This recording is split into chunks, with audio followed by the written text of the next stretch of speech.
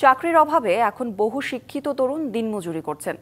গবেষকরা বলছেন বেকারত্ব এখন মহামারী আকার ধারণ করেছে। অনেকে গ্র্যাজুয়েশন শেষ করেও চাকরি না পেয়ে বেছে নিচ্ছে ছোটখাটো কাজ। শুধু বিনিয়োগের অভাবেই নয়, শিক্ষিত তরুণদের বেকারত্বের অন্যতম কারণ নিয়োগ প্রক্রিয়ায় দুর্নীতি ও হয়রানি। রাজনৈতিক পট পরিবর্তন হলেও চাকরি পাওয়ার ক্ষেত্রে বন্ধ হয়নি দুর্নীতি।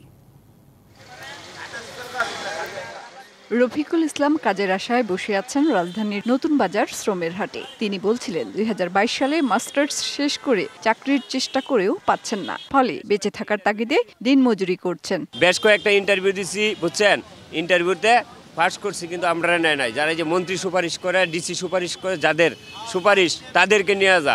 ৮০ জনের মধ্যে ৮০,০০০ লোক আবেদন করে, সুপারিশ যেগুলো এগুলো নিয়ে যা, কিন্তু মেধাবী ব্যক্তি ভাবে নেয় না।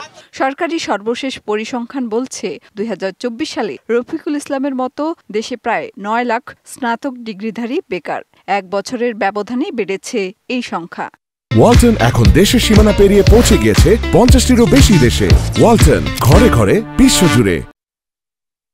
সার্বিকভাবে ২০২৪ সালে দেশে বেকার জনগোষ্ঠী ১,৬০,০০০ বেড়ে দাঁড়িয়েছে ২৬,২০,০০০-এ। তবে গবেষকরা বলছেন বেকারত্বের হার এর থেকেও ভয়াবহ। বেকারত্ব রয়েছে বহুরূপে। দেখা যাচ্ছে যে কিছু একটা করছে, কিন্তু সেটা ছদ্ম বেকারত্ব। আপনি বিশ্ববিদ্যালয় থেকে পাশ করে আপনি ইজি বাইক চালাচ্ছেন, কারণ কিছু তো করতে হবে, আয় করতে হবে। একটু একটু করে আগালে কর্মসংস্থান, মহামারীর যেটা বলছি সেটা কমবে না।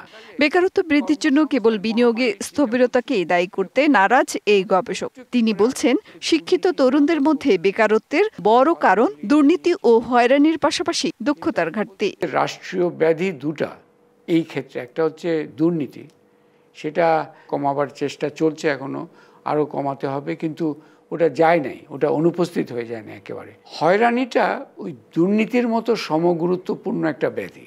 দেশে বেকারত্ব সংকট টেনে আনছে নানা সামাজিক সমস্যা ও অস্থিরতা।